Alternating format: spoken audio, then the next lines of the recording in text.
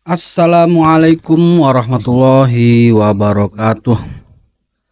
Bismillah, alhamdulillahirabbil alamin, wassalatu wassalamu ala Rasulillah wa ala alihi ashabihi wa man tabi'ahum bi ihsanin ila yaumiddin. Segala puji bagi Allah, Tuhan semesta alam yang telah menciptakan kita dari diri yang satu, yaitu Adam alaihissalam. Video kali ini saya akan melanjutkan sebuah audiobook, yaitu Buya Hamka dan Manhaj Salaf. Bab berikutnya, sebelum saya bacakan, saya ingin menyampaikan sebuah kata-kata ya, yaitu ini tampilan baru ya, ini topi Rusia ya, bukan topi Yahudi, tapi topi Rusia yang sering dipakai oleh umat Islam di Rusia.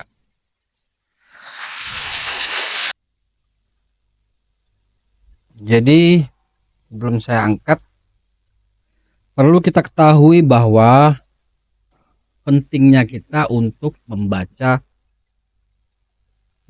dan membaca untuk menambah referensi kita, wawasan kita dalam mengarungi kehidupan, terutama bagi pemuda-pemuda ya, penerus bangsa yang sekiranya masih banyak terombang-ambing ya terhadap gemerlapnya dunia dan serunya dinamika pemikiran perdebatan dalam dunia Islam. Ini sudah menjadi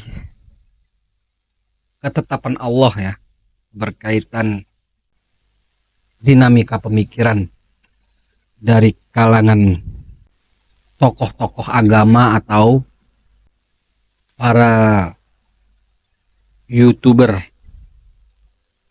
Jadi kita beragama jangan patokannya YouTuber ya, siapapun itu. Yang menjadi standar kita adalah ilmu yang disampaikan oleh para ulama-ulama, para dai-dai yang jelas kompeten di dalam bidang-bidangnya. Berkaitan para YouTuber ini sebenarnya cuma edukasi aja ya, edukasi agar kita ini dalam kehidupan nyata bisa bersosialisasi dengan baik, bisa berkomunikasi dengan baik dengan segala macam dinamika pemikiran. Itu hakikatnya para YouTuber ini ya, dengan segala macam perselisihannya. Itu cuma sebatas untuk agar kita di dalam kehidupan nyata tetap bisa berkomunikasi, bersosialisasi, sharing dengan modal pengetahuan yang memadai. Bukan untuk kita sebagai umat Islam bermusuh-musuhan. Karena hakikatnya YouTuber itu yang setiap ada permasalahan viral, setiap ada permasalahan ribut, itu hakikatnya dalam kata agar kita bisa berkomunikasi dan bersosialisasi dengan baik. Jangan sampai ada permusuhan. Jadikan itu sebuah obrolan biasa aja. Tetap standarisasi kita adalah belajar kepada para ulama-ulama yang mempunyai kompetensi yang tinggi, yang mempunyai kemampuan yang benar-benar berasal dari Al-Quran dan Sunnah dan pemahaman-pemahaman para ulama salaf terdahulu, dan ditambah banyak membaca. Berikut adalah menetapkan Allah. Buya Hamka menetapkan Allah Ta'ala bersemayam di atas arasnya, memiliki mata dan tangan tanpa mentakwil. Di dalam buku 1001 Soal Kehidupan, Profesor Dr. Hamka rahimahullah berkata di halaman 34-35, yaitu di dalam Al-Quran memang terang tersebut bahwa Allah itu bertangan. Lihat surah Al-Fatih ayat 10. Bahkan Allah itu mempunyai banyak mata. Lihat surah Al-Mu'minun ayat 27. Pertanyaan ini baik benar untuk mengetahui bagaimana luasnya perbincangan ulama Islam dalam soal seperti ini. Ulama salaf yang terdahulu, sejak sahabat-sahabat Rasulullah sampai kepada ulama mutakaddimin, pada umumnya berpendapat bahwa ayat-ayat seperti itu yang mengatakan Allah bertangan, Allah mempunyai banyak mata, Allah bersemayam di atas arsy-Nya, haruslah wajib diterima dalam keseluruhannya dengan tidak menanyakan kaifa, bagaimana rupa tangan itu, mata itu, atau duduk seperti itu. Dia bertangan, bermata, dan semayam sebab dia sendiri yang mengatakan badan kita wajib iman. Kita tidak perlu menanyakan berapakah tangan itu, samakah dengan tangan makhluk, sebab akal tidak sampai jangkauannya ke daerah itu. Apalagi Nabi kita dalam satu hadis telah menutup pintu membicarakan zat Allah. Pikirkanlah alam ciptaan Allah. Jangan dipikirkan zatnya, agar kamu jangan binasa.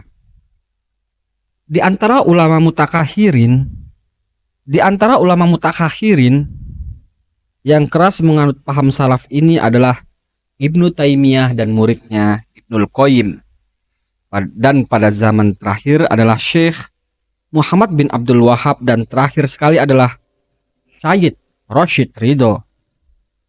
Ibnu Taimiyah sampai dituduh oleh musuh-musuhnya berpaham Mujassimah, mensifatkan Allah bertubuh karena kerasnya mempertahankan paham ini. Jadi sudah bukan kita aja yang digelari Mujassimah, tapi orang-orang terdahulu itu sudah digelari Mujassimah oleh Ahlul Kalam. Ahlul Kalam pasti yang menggelari sepertinya ada Ahlul Kalam. Orang-orang yang selalu mendewa-dewakan akal. Ahlul Kalam yang banyak dibantai oleh ulama-ulama terdahulu ya, sebelum ada Ibnu Taimiyah berkaitan ilmu kalam. Buya Hamka rahimahullah menetapkan Allah Ta'ala memiliki mata tanpa mentakwil dalam tafsir Al-Azhar jilid ke-6 ayat 189, bahwa di dalam ayat ini bertemu satu soal yang menjadi pertikaian pendapat di antara ulama salaf dengan ulama Mu'tazilah yang mementingkan penggunaan akal di dalam merenungkan sesuatu, yaitu tentang sabda Allah Subhanahu wa ta'ala, tentang firman Allah Subhanahu wa ta'ala pada ayat 27 tadi. Mata-mata kami sini ialah pandangan Allah Subhanahu wa ta'ala. Mata-mata kami, orang Mu'tazilah menguatkan bahwa yang dimaksud dengan mata di sini ialah pandangan Allah Subhanahu wa ta'ala, bukan mata sebagaimana yang kita pikirkan. Karena kalau dikatakan mata Allah Subhanahu wa ta'ala itu sebagai mata yang kita pikirkan, takut kalau Allah Subhanahu wa ta'ala diserupakan dengan makhluk. Hendaklah Allah Subhanahu wa ta'ala dibersihkan, tanzih dari perserupaan. Tetapi kaum salaf tidak mau memberi arti lain. Dalam bahasa Arab, satu mata dikatakan ain, dua mata ainaini, banyak mata ayunun disebutkan dipakai syigat jama', kata banyak. Jadi Allah Subhanahu wa ta'ala mempunyai banyak mata. Kita terima saja bahwa Allah Subhanahu wa ta'ala mempunyai banyak mata, karena dia yang berkata begitu dalam wahyunya. Tetapi betapa keadaan mata yang banyak itu telah masuk dalam daerah ketuhanan, otak dan pikiran kita tidaklah sampai ke sana. Demikianlah pendirian kaum salaf, dan kemajuan pemikiran agama kian lama kian mendekati kembali kepada pendirian mazhab salaf itu. Sampai di sini penjelasan Buya Hamka rahimahullah. Penjelasan beliau rahimahullah sangat cocok dengan penafsiran ulama lainnya. Misalnya di dalam menafsirkan Quran surah Al-Mu'minun ayat 27. Penetapan sifat mata bagi Allah sesuai dengan yang layak baginya dalam tafsir Muyasyar jilid 2 halaman 106. Para ulama tafsir menjelaskan, maka kami mewahyukan kepadanya, buatlah sebuah kapal dengan pengawasan pandangan mata kami dan wahyu kami, maksudnya dengan perintah kami dan bantuan dari kami, dan kamu dalam perlindungan dan jaminan kami ketika telah datang keputusan kami untuk menyiksa kaummu dengan hanyut di dalam air dan banjir bandang mulai menerjang serta air memancar dari dapur api. Maka masukkanlah ke dalam kapal semua yang hidup, lelaki dan perempuan, agar kelangsungan keturunan akan tetap terjaga, dan masukkanlah keluargamu kecuali yang berhak mengalami siksaan karena kekufurannya, seperti istrimu dan anak lelakimu. Dan janganlah kamu meminta kaummu yang zalim itu diselamatkan, sebab sesungguhnya mereka akan ditenggelamkan, dan itu pasti. Di sini terkandung penetapan sifat mata bagi Allah sesuai dengan yang layak baginya, tanpa menyerupakannya dengan makhluk dan tanpa menentukan bentuknya. Demikianlah paparan Buya Hamka terhadap sifat-sifat Allah, yaitu mata, tangan tanpa mentakwil, serta bersemayam tanpa mentakwil yang ditulis di dalam buku 1001 soal kehidupan. Tadi itu tafsir Al-Azhar ya, jilid 6 halaman 189. Bukan salah ngomong saya tadi, salah ngomong. Itu demikianlah, semoga bermanfaat. Subhanakallahumma wa bihamdika asyhadu alla ilaha illa anta astaghfiruka wa atubu ilaik. Assalamualaikum warahmatullahi wabarakatuh.